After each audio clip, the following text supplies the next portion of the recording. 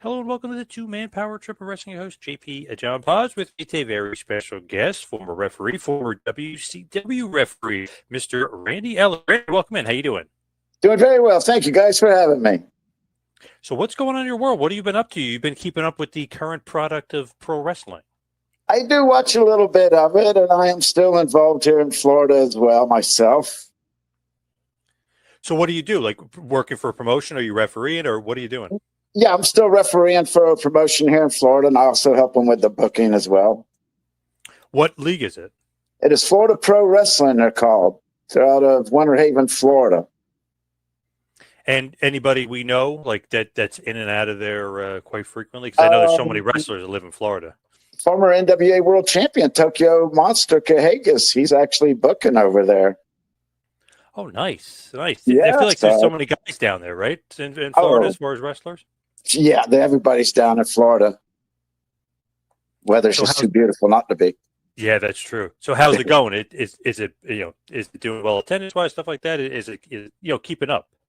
Yeah, doing very well. Everything's doing good here. We're selling out every month where we're at now. We're getting ready to start expanding into a couple other new towns and stuff. So just doing that, living the dream and hanging out at home a lot. Winter Haven is a beautiful area too. I got a friend that lives down there. Very nice area. I love Winter Haven over there. The chain of lakes, just beautiful every time you go over there. And the crowds, definitely a wrestling town. Man, it just seemed like Florida just destined to be a wrestling place. You know what I mean? A wrestling central kind of. There's so much wrestling down there. Yeah, yes, it is a little oversaturated, I do believe. So there's a lot of good and also a lot of bad as well. But got to take what you can get. Right. Kind of comes with the territory, right? If there's good, there's going to be somebody trying to, knock it off, or there's going to be some bad as well. 100%. 100%. So did you grow up in Florida? Were you always a fan? Yes. Yeah. I was born and raised, started going in like 1970 with my father here at the small little armory we had in town and fell in love with it and ended up getting to live a dream life, man. Nice. So who was like your guy, if you will, like when you were a fan? Who just like the people you enjoyed watching? Bob Roop. Nice. What stuck out about Bob? I don't know what it was, but as a young kid, I don't know if it was the red, white, blue he wore, what it was, just something about him. And I finally got to meet him probably 7-8 years ago out in Texas. And believe it or not, we have become very close friends and don't always believe what they say about don't meet your heroes. So you like Bob, huh? I know sometimes, I've interviewed him for it. He was great, but I know sometimes some people have a different conception about Bob. He's a bit of a tough guy. You know what I mean? In his day, you had to be, I'm sure. So obviously, you maintain the relationship. Did you tell him you were, you used to be a big fan? He was your favorite? Oh, absolutely. I told him that the day I met him and still tell him that to this day. We was on the phone speaking just last week. Oh, nice. Very cool. Yeah. It seemed like I don't know if he's still doing that podcast, but it was the Stoop with Bob Roop. It seemed like that was out there. He was doing podcast. Like he was getting out there more than normal. Yes, and he's also got his website up and going now as well. Nice. That's great. Yeah, BobRoop.com. Oh, there you go. A good plug for him. Free plug. There you go. Yeah. Now, with him, I feel like he wasn't out there for a while. Now he's out there. You know what I mean? Like kind of like an underrated, under the radar kind of guy for a while. And hopefully now people start to realize, like obviously you were a big fan of him. People start to realize how good he was. Yeah, I think he was one of the best. I mean, him and Orton back in their days in Florida, just wow. They was just so far ahead of their time. Who else did you like? Who? Anybody else out there that you could think of? I know. I like the Ortons, senior and junior as well. I was always a heel fan personally. King Curtis. Oh, I love King Curtis. Eventually, as it gets into the 80s, are you Sullivan and the Devil and all that other? Are you into that stuff? Nah, I kind of fell off a little bit and back into those days. 70s was it for me. Mid 70s. So when you're a fan, obviously watching it, are you thinking about getting into the business though, or no? You weren't even thinking about getting into wrestling.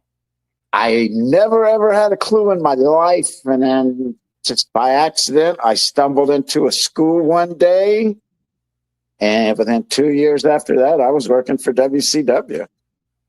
Well, what school was it, and where was Cliff it? Anderson was his name. He was a local guy here. He had a school going. He worked as Cliff Anderson.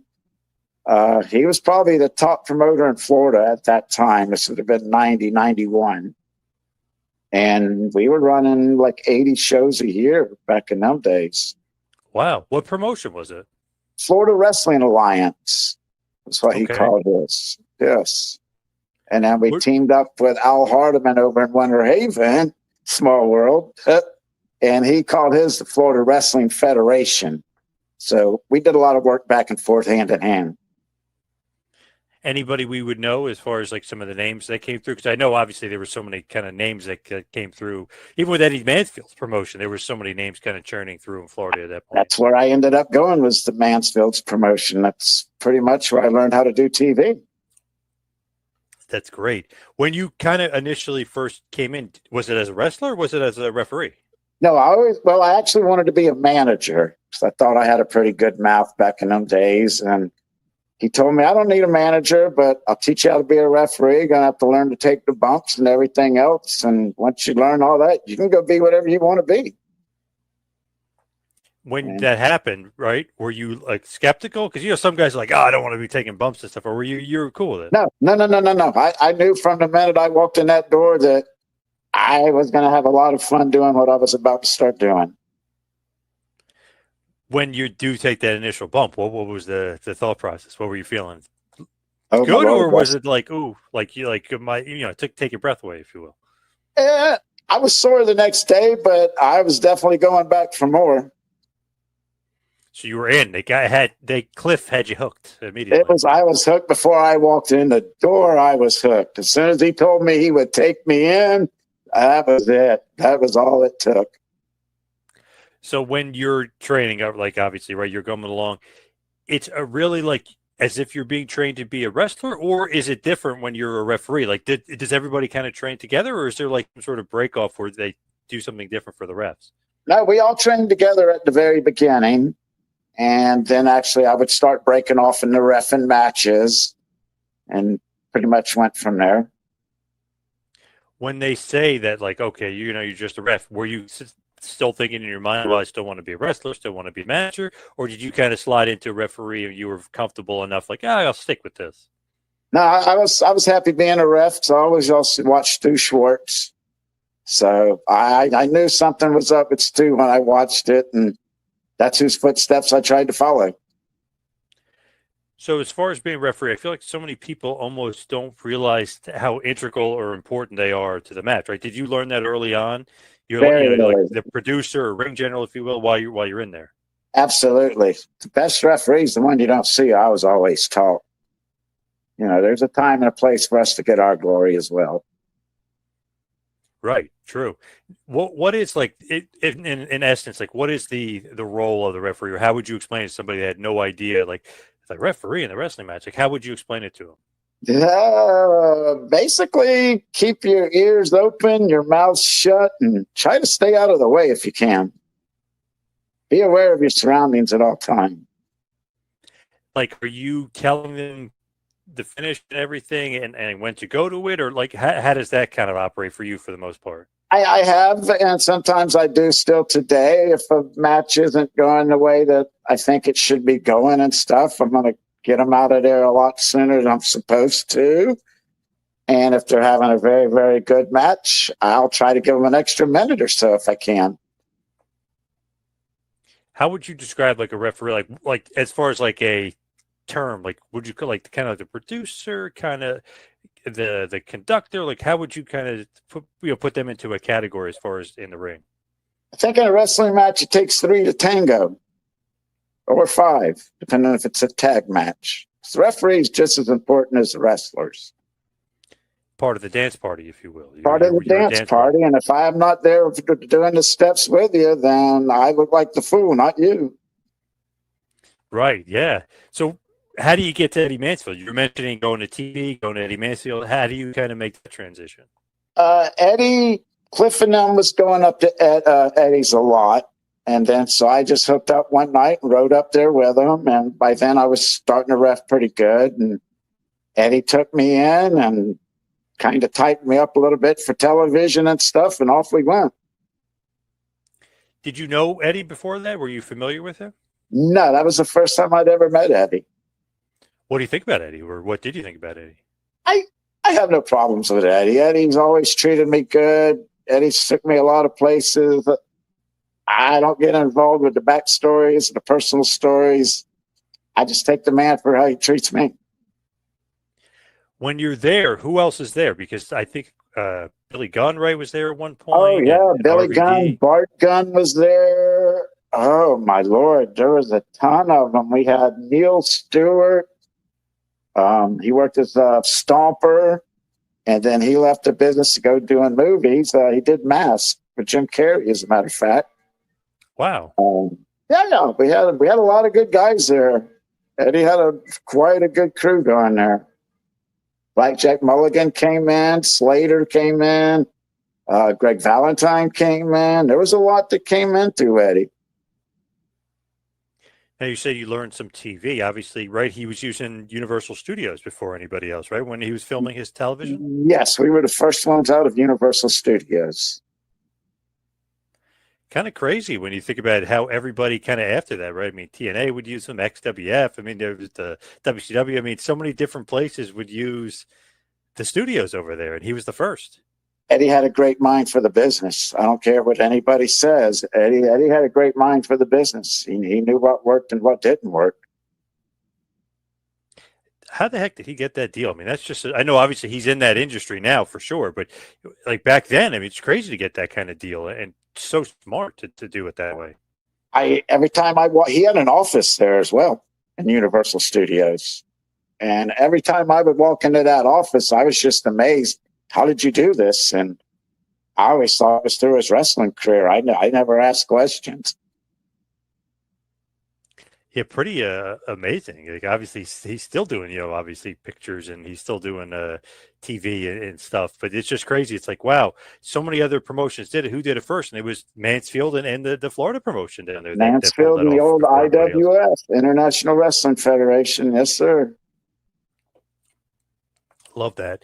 And the history of it's cool too, because the guys obviously like RVD and the Smoking Guns and stuff. I mean, they made and Neil Stewart made big names for themselves. So obviously very memorable. Yes, I forgot about Rob. Rob was there as well. You're right. When you're there, right? Are you like sensing like, oh, this could be big, or are you not even thinking like on that level? I thought Eddie was going to be way bigger than it got. Unfortunately, Eddie just didn't have the backing. If he would have had a backer or somebody would have backed him up, he would have been, he could have took off. So what happens after that? Do you go to WCW pretty much right after that? Or what's the, like the correlate of the jump? Like, where do you go after that?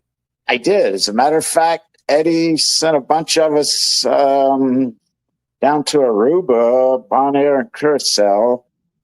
And Road Warrior Hawk was on there with us. Dick Slater was on there with us. Beefcake was on there with us. Marty Jannetty. And we got down there, and a lot of them guys was just signing with WCW.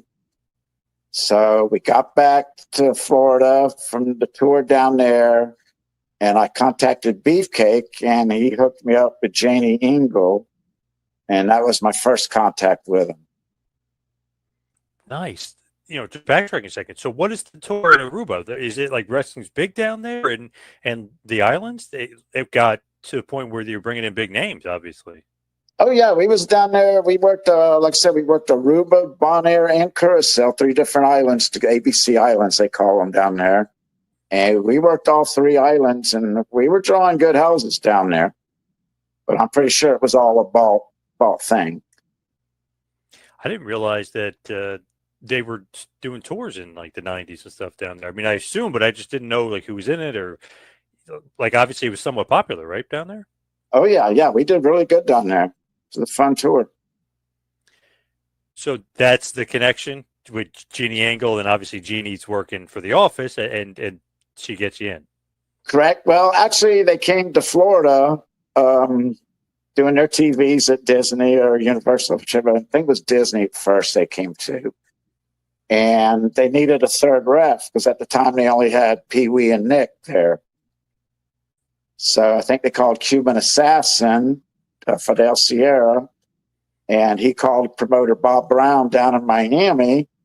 And as soon as he called Bob Brown, he told him straight up, Bill Brown, excuse me, he told him, you need Randy Eller, and that was it. That's great. What did you think of that? I mean, that's a big bump up, huh? I mean, the second number 2 wrestling promotion. That was number 1 when I was there. What do you mean? We was beating Vince. That's true. That is true. Good point. Good point. Yes. No, we were number 1, buddy. That is true. And obviously at least 2 years of dominance from yes. WCW to say, to say the least. 2 years I was there, actually, as a matter of fact. So I like to take a little credit for it, even though it wasn't me. Hey, you can kind of make the argument. You were there. You wouldn't happen. I can make the argument, that's for sure. Yeah. So when you're there, right? I mean, what did you think? Like, wow, like, holy crap, WCW, this is amazing. Like, what was your thought process going on? Like, I mean, I couldn't believe I had made it that far, that fast. That's what I couldn't believe. What's a quick ascension, right? I mean, we're only talking a couple of years here. Yeah, we were talking probably less than 2 years, believe it or not. Somewhere right in that area, 2.5 years. So when you come in, who's your boss? Like, is it Eric Bischoff or do you report to Jody somebody else? Hamilton? Oh, you report to Jody. Okay. Yes, Jody Hamilton. What do you think about Jody? He was intimidating, his voice, but he was a very nice man. Easy to work for? Yes, because I always rode with Nick, so I never had a problem at all with Jody. No, I always tried to stay in good. So what is like Jody's responsibility, so to speak? He's the one in charge of the refs and timing out the match. Like he's kind of the agent. He ran the gorilla position for us, so he would assign the refs, and I guess he would do the times and give us our cues in the ring. And it was just you. I mean, they eventually have Mickey Henson, a couple other guys, Scott Dickinson, a couple other guys. But at that point, it's just you, Nick Patrick, and Pee Wee? Correct. And they would also bring in Jimmy Jett from time to time in Orlando and Florida. But outside of that, it was just us 3, yeah. So that's a lot of matches, right? I mean, because WCW used to do a lot of TV shows. Oh, we was doing 6 hours a day a lot of times at Disney and Universal both. And then sometimes we would do a Nitro at night live from the park. Yeah, which was really cool. Those were really fun. Those were fun. Such a cool aesthetic. Like the way it looked on TV was so cool. Yes, it was. That was some fun times. Kind of set up by Eddy Mansfield, if you look at it. You know what I mean? Like all kind of dominoes were in effect there. If you think about it, Eddie did use a lot of the attractions and all with the guys, you know what I mean, that he was pushing and stuff. If you remember back at the old promos with Mondo Clean and stuff. Yes. Yep. I forgot about him too. Yeah. Another guy. Yep. They would always use Beetlejuice and I forget all the other ones they used in there. But yeah, we would go all over the park shooting promos. When you're there, are you also like agenting and producing vignettes and stuff, or you're just strictly referee? Strictly referee. With Jody, right? I mean, he's where's he getting it? He's getting it from Sullivan and from Bischoff, or what? As far as what he's sure Sullivan, Orndorff, I believe Arn Anderson, Eric Bischoff. There was probably like 6 of them that was in the office. So I guess that put everything together. So what are your thoughts on Nick Patrick? Obviously, Jody's son there, but very, very famous referee. What do you think about Nick? Nick's such a great guy. He took such good care of me, and I love Nick Patrick to this day. Are you getting advice from Nick and the guys, like, what to do and things like of that nature? Yes, Nick took very well. I used to stay at Nick's house all the time with him. I mean, Nick's a good brother, very good brother. What's some good advice that he would give you? He never really gave me no advice. He let me just do my thing, and he did his thing. We each had our own little personality in the ring, and we seemed to mesh very well. When you're there, right, and you're doing that, you, Pee Wee, and him, do you divvy out who's doing the match, or Jody says, "No, I want you in the main event." And he's the one that actually tells you what match that you're going to referee. Well, most of the time it would be Jody, but there was a few times like Super Brawl 6 over in St. Pete.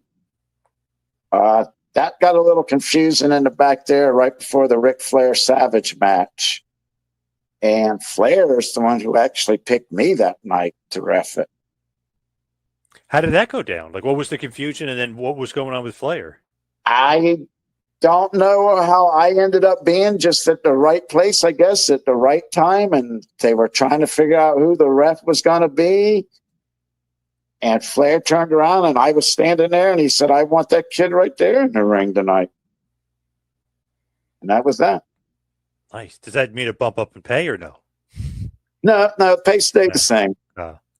Just the prestige of getting to do what I got to do that night. Yeah, obviously it was a double main event, so then that was one of the main events. That was one of the main events, and I got to roll the title to Flair for his 13th time. Yes, look at that. That was great. Yes. He did cheat, and you did miss it, though. I was trying. Technically speaking, Savage got screwed in that match. So Elizabeth and Woman, and there's so much cheating. I was busy watching the girls. Yeah, it's true. Yeah, Elizabeth still looked great at that point. Yeah. She was such a doll. Yes, yes. Both of them ladies are so nice. Come on, they made you look bad though with the shoe, and then the point of they didn't make you look good that night. No, but when Flair punched me, I did bite my lip to try to get a little blood at least. I don't remember if you got was there blood or no? I did bite my lip, yeah. So I had just a very little bit, but I made sure there was no way I was going to let Flair punch a little me, and you know what I mean. So I did bite my lip, right, on purpose. That's good psychology. That's what I thought. That's Ric Flair. How can I not? Good point. Did he notice that, or did he didn't really? I mean, obviously he knew he punched you, but did he notice that you were going the extra mile? I think he did, because he always liked me, and that was one good thing. If Flair liked you, you kind of knew it. You knew where you stood.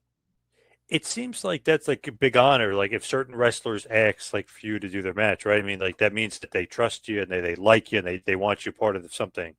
That was probably the biggest honor of my career right there when Flair said that to me. "I want you in the ring." What is it about certain referees with certain wrestlers? Is it just like comfortability thing, or what is that?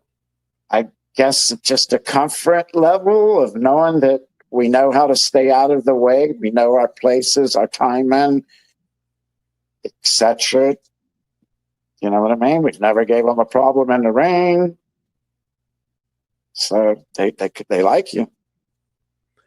Do you love that spot that he always did with the push and the ref pushes him back and he gets like, whoa, what are you doing, ref? And he did like yes, I always love that. Yes, Tommy Young. Yes, and then he always begs him off. Yep.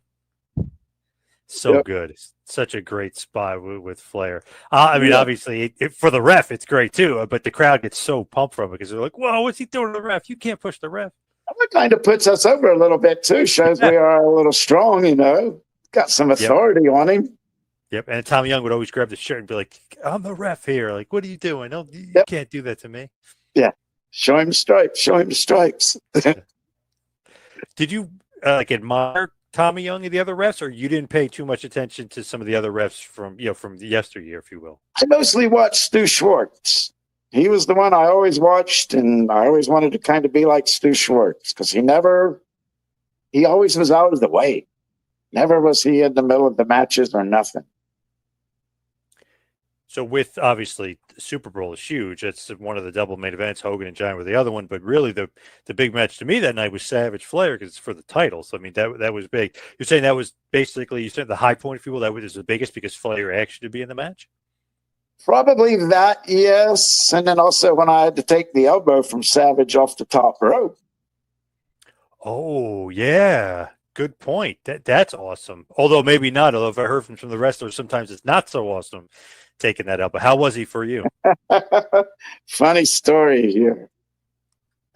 We set this up for probably, 4 to 6 weeks in advance, planning it all out. You know what I mean? And So finally it gets to that night. And of course I'm nervous. I've never taken that bump before. Half the guys are telling me lay flat. No, lift up a little bit, lay flat, do this, do that. And so I'm a little nervous. I'm walking around in the back and Terry Taylor sees me.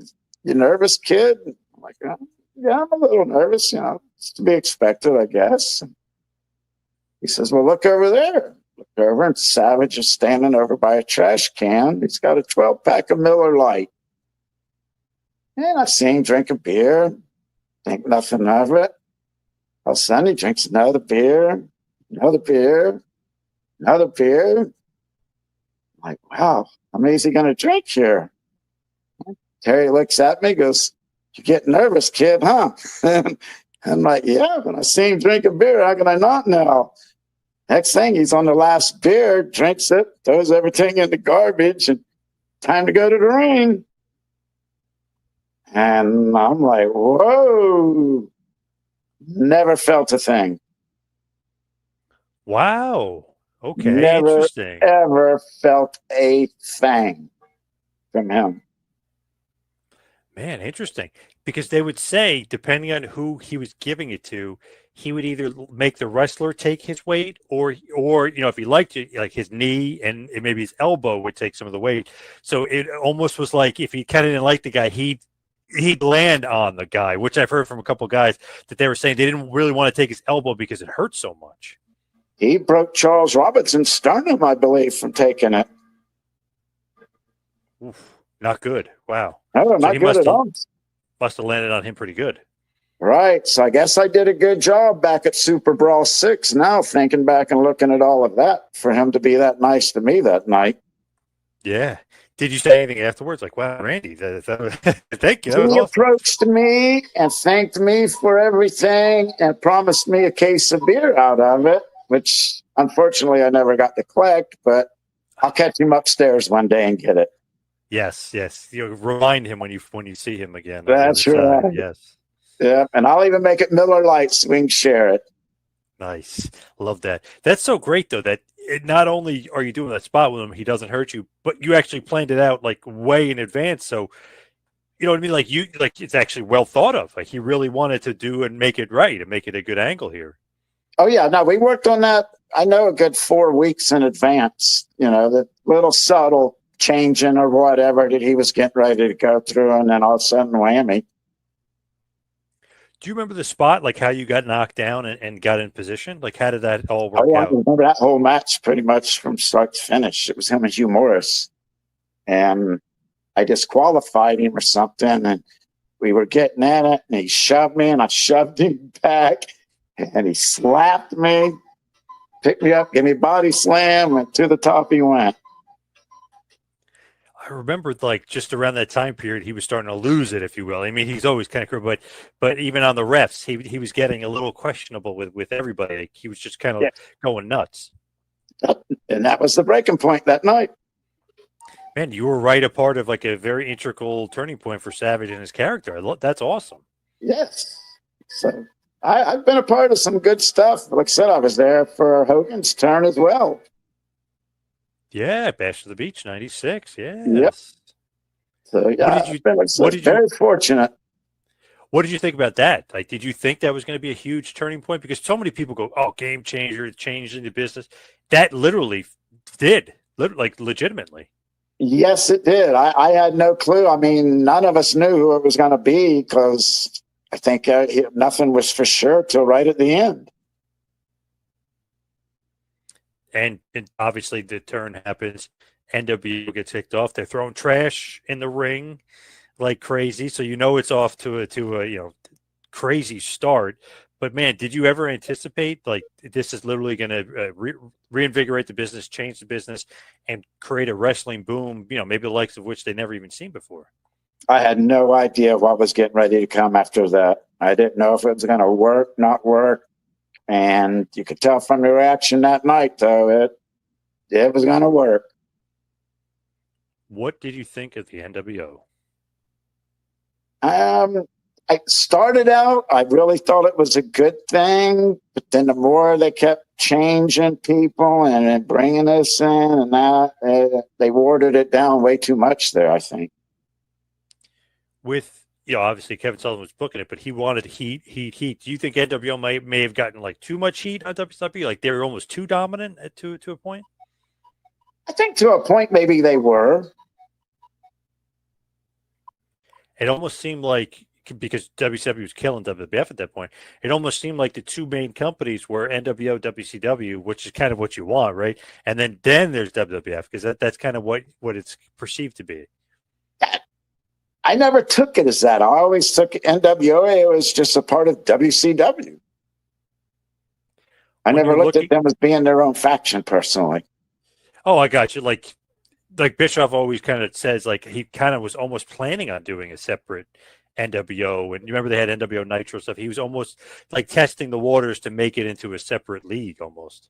I don't know if where that was going or not. Like I said, I never knew none of that stuff back there. Did you think that the crowds were getting like crazier and stuff? Like as a referee, are you like, oh man? Because there's a couple times where Pee Wee Anderson, I mean, he has to like literally beat up fans and stuff. Like, did you kind of see like, okay, now we're getting a little crazy here, like riots and people like starting to go nutty? Yeah, we've had a few occasions where stuff like that's happened. Pee Wee wasn't the only one that's had to do that. Have you had to beat up a fan, if you will? Yes, a time or two. Unfortunately, I have. Is that kind of explained or just natural? Like, who would think like Randy Anderson's just going to beat up somebody before DDP can beat him up? You know what I mean? It's like weird. Is that just a natural reaction, or are you guys told like you better get that before he gets close? No, it's just when they come over the railing, it's fair game then. So I'm sure I've got plenty of people going to have my back when they come over there. So I'm not too scared of you. Are you a tough guy at all? Because it seemed like Randy Anderson was, because he knocked the guy clean out. It was crazy. I don't claim to be tough, right, but I think I could have helped my own with him. Absolutely. I could at least hold you down or something. I feel like those WCW crowds, I mean, they could get a little crazy, but they're all just as far as they always brought the energy. I mean, whether they're jumping over the guardrail or not, they're bringing the energy. Yes. No, it was always so much fun. So much fun. The Monday Night Wars, Nitro versus Raw. I mean, it just changed wrestling. I mean, it was crazy. It was awesome. It was. It was a good time to be a part of it. That was for sure. Did anything surprise you just as far as WCW's dominance over those 2 years? I know everyone always says 83 weeks, but it's way longer than 83 weeks. It did like any of that kind of surprise you at all? Because WWF is like the global leader for over a decade. I mean, they were the dominant force. No, I think we just had better angles and just better wrestling. They were doing a lot of talking and everything else on their programs like they still do today. And WCW had a lot more wrestling, and it was good quality wrestling. When you look at it, right, that time period, yes. What sticks out like the most, just as far as you and refereeing some of those matches and being a part of some of the shows? Like Nitro sticks out more, or maybe some of the pay-per-views? Nothing really. I mean, it was all just so much fun. The first Sturgis, that sticks out a lot. Some of the stuff we had to do there. What did you have to do? Like, because it didn't seem like those were necessarily wrestling fans. No, they weren't. It was just the way we had to get into the arena and stuff. They had us park in a graveyard, believe it or not, of all places. Whoa. Yes, and buses picked us up in a graveyard and drove us to the venue, and then we got back on the bus that night, and they took us back to our cars. What a weird, awesome aesthetic as far as look on TV. It would just look cool. It was different. And obviously, he's trying to get in with Harley Davidson and Castrol GTX and all the other stuff that some worked and some didn't. But did you think that was like a crazy idea? I did, because there was rocks. There was, it was outside. There were rocks everywhere. So the bikers was there drinking all day long. By night, they're ready to see a fight or something, and then if they're not, they're going to start throwing the rocks towards the ring, and that wasn't no fun there. Avoiding that. Crazy thing about that is, okay, they're not really wrestling fans, but they all know Hulk Hogan, who is a bad guy. So he's kind of the only one getting the rev up and the cheers and stuff, right? I mean, so it's kind of like weird, bizarro world. Yes, yeah, it was a different pay-per-view for sure there. That was a different one. I know, like when the Steiners were on it, they were liked. They're they're bikers per se. I mean, they were liked, and a couple of the guys. I know I talked to Stevie Ray years ago, and he said that those fans hated him in Art Sturgis, and it was just like a weird dichotomy. Like Benoit and Malenko could wrestle, and get huge pops, but they were kind of silent. They weren't really into the wrestling, so it was such Right, they wanted to see a fight. They were bikers, drunk. They're ready to see a fight. They didn't care about a wrestling match. Do you think swing and a miss for Road Wild and Hog Wild, or do you like the Sturgis shows? I liked it personally myself. There was a lot of driving. We left that night, or the next morning we left Rapid City, where we were staying, and we drove to Casper, Wyoming. Oh, did a Monday night show.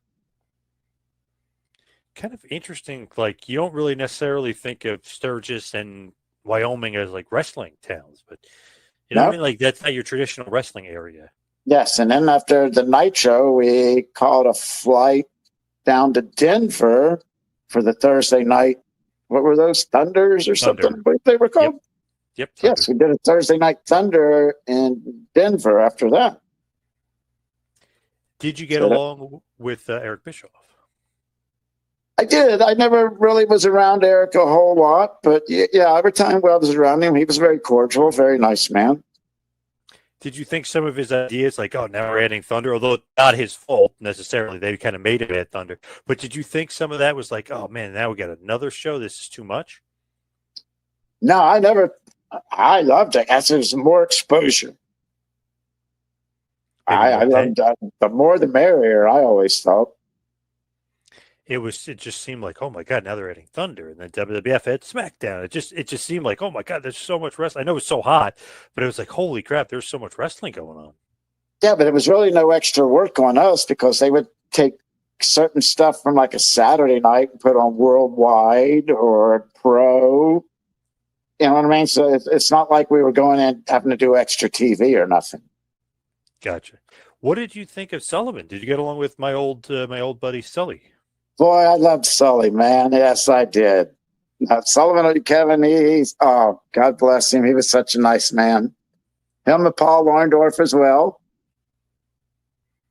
I always thought I talked to Kevin a million times, I always thought, like, man, this guy, he's so smart.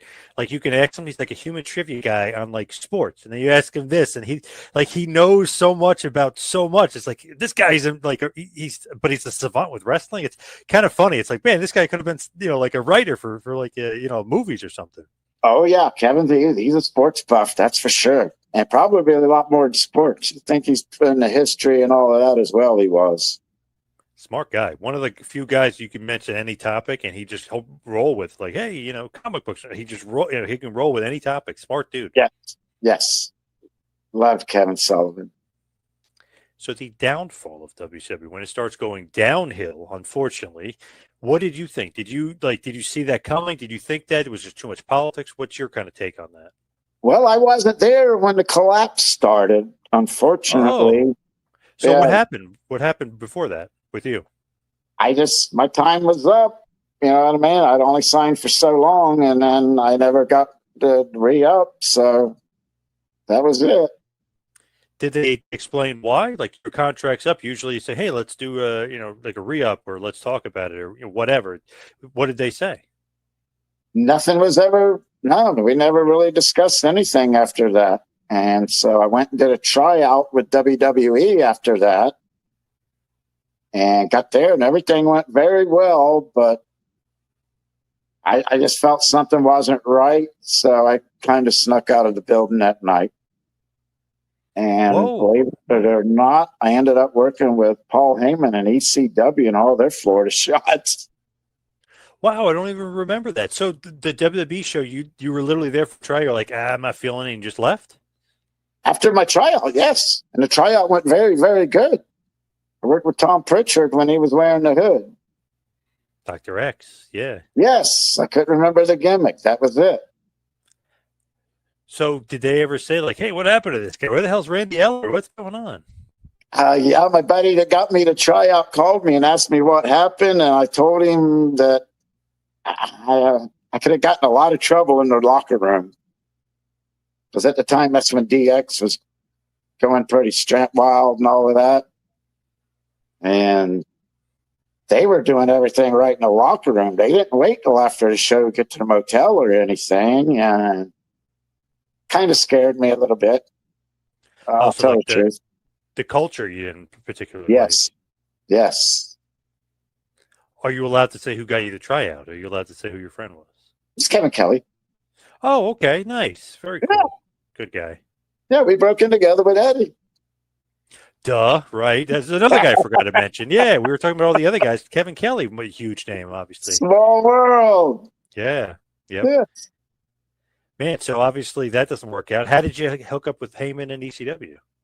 Through Rob. Rob Van Dam got me in there, and I loved working there. I never got a bad check from Paulie. Thank you. No, that was fun working there. That's really cool. For some reason, I never even figured, like, put two and two together that you'd be down there because obviously they ran a bunch of shows in Florida. They did a bunch of loops down there. Oh, yeah. We'd always run, what was it, Kissimmee, Fort Lauderdale, and Tampa. Yep. I was going to say Kissimmee was big because you can't forget Kissimmee. I mean, that just the name itself, you can't forget it. So, yeah, that's interesting. So how many shots did you end up doing with ECW? Every time they were down here for probably a year or two, I was with them. And then I got hurt. And then they folded, of course, right after all of that. So I kind of just stayed out of it for a little bit and healed up and got better and finally made my way back in. When you get hurt, was it at ECW? Like, what happened? No. I got hurt. I took a shoot job after the WCW days and all that finally wore out, and I got hurt on a job. Oh, so. Gotcha. So obviously that affects the wrestling. You can't do that because you gotcha. Right. No, I've knock on wood. I've never been hurt in a wrestling ring. Did you ever think about going back to WWE and being a ref for them? No, not really, because I'd already lived my dream and I kind of had it made. I was smart with my money. So I was happy. And I'm happy doing the independent scene. And obviously, that doesn't like regrets, right? There's no regrets as far as like, oh, I could have stayed. Like, do you have regrets when you think about stuff like that, or no? Not a one. I have nothing but praise and oh my Lord, I've lived a dream. I've done what less than probably 10 guys in the whole world could have done. Do you wish that you would have stayed in WCW longer, or you kind of happy you left when you did? Because obviously it all went downhill and they ended up closing up shop and selling. I would love to have been there till the end, but it didn't work out that way. And that going in, that sooner or later there's a door out as well. So just be glad I had the opportunity to be there. Was that shocking to you? Like when you're like reading it or seeing it, like, wow, WCW's done and they got sold to WWF. Was that a shocker? Well, you could see it going on. You know what I mean? You could pretty much tell that they were getting in trouble there at the end. Some of the stuff they were reaching for and trying to do. That the right was on the wall for them.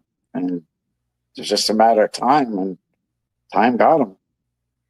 Man, then ECW's gone. Then it's just WWE for an extended period of time. Like, those were some not so fun days as a fan, just because it's like, man, it got pretty boring. Just as far as like, man, they're the only game in town. Like, oh man, competition's a good thing. Yeah, definitely. Do you watch current WWE or AEW? Do you watch any of that?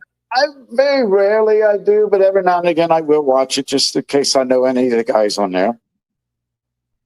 Anything stick out or anything like you like or don't like about it?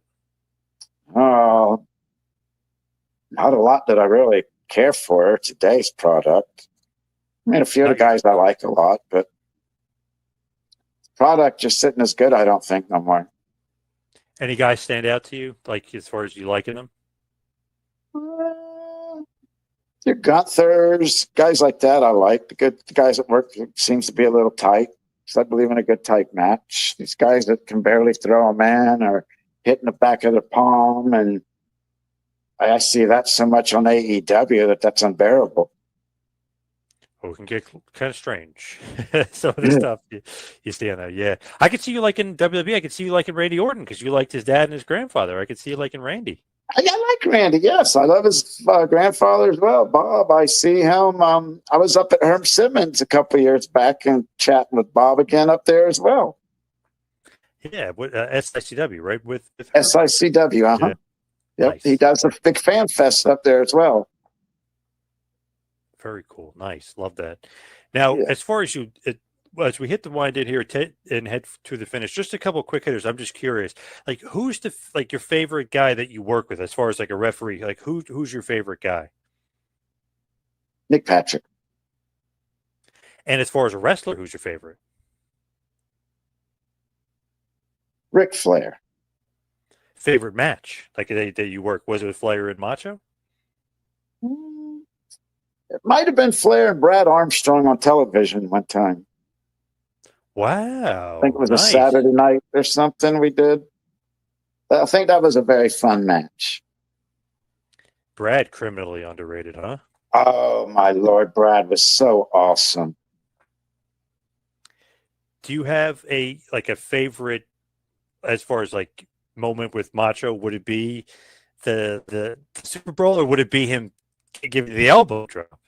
The elbow for sure. And that's such a great story too, because it's like, oh yeah, Macho Man. Oh, did he kill you? No, actually, he was light as a feather. Like what? Like he breaking this guy's arm and this guy's sternum. Like what? Yeah. So looking back and seeing everybody else's stories, I'm like, wow, thank you for liking me, Macho. That is great. So as far as WCW favorite place that you work to? Oh, absolutely. Absolutely. And your favorite boss is Jody Hamilton, probably? Like I said, I like Jody. I like Kevin. I like Paul Orndorff. I thought all the guys up there were really, really good. And as far as current, tell us about what the promotion you're in now, and maybe where everybody can find him and see him and seek him out, and maybe even go to some shows. We have Florida Pro Wrestling. We're running out of Winter Haven, Florida. We run over there the second Friday of every month at a place called Tanner's Dockside. And we have probably the best talent in the state of Florida right now, and definitely the best angles. Love that. And the Tokyo Monster, former NWA World Champion, is over there too. Nice. Yes, he is. We've got him. We got Big Bad Brian Brock. Oh, I know him. Yes. You know him. We've got Dirty Devin Diaz. He's a young up-and-comer. You're going to see him on the scene very soon. Yeah, we got a lot of good talent over there. And how about as far as you? Do you do all the social media and stuff, working everybody if they wanted to find and follow you and your personal sites and stuff? I'm pretty much just only on Facebook myself. I'm not a big social media person. It's probably smart. It's probably a good thing. Some of the stuff that's out there is too much, too crazy. Yes. I like a private, quiet, laid-back life now. All right, Randy, thank you so much for all the time today. I really appreciate it. My pleasure. Anytime.